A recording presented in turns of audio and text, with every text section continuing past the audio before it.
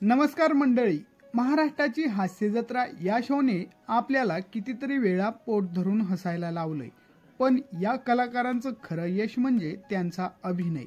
तर आज आपण या व्हिडिओमध्ये या कलाकारांना 2025 मध्ये किती मानधन मिळतं तेच आपण पाहणार आहोत। चला तर पाहूया। गौरव मोरे नाशिकचा हा तरुण कलाकार आता हास्य जत्रेतील सुपरस्टार झालाय। त्याचा खास टपोरी स्टाईल आणि अचूक टायमिंग प्रेक्षकांच्या मनात बसले।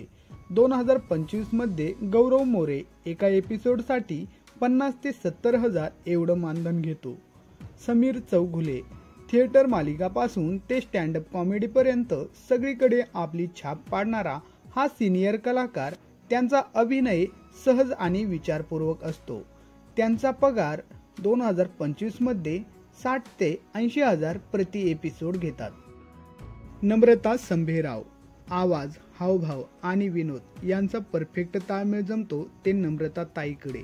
त्यांच्या भूमिका नेहमी लक्षात राहतात। त्यांना एका एपिसोडसाठी 40 ते 55 हजार एवढे मानधन मिळते। प्राजक्ता माळी हा शो तिच्या नेतृत्वाखाली चालतो, त्यामुळे होस्टर म्हणून तिला दर एपिसोडला 80 ते 1,20,000 एवढे मानधन मिळते।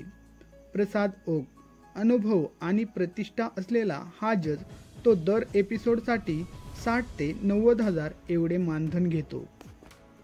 हे कलाकार फक्त मालिकेतूनच नव्हे तर सोशल मीडियावरून ब्रँड प्रमोशन, स्टेज शो आणि यूट्यूबवरूनही लाखो रुपये कमवत आहेत। ही माहिती खूप कमी लोकांना माहीत आहे।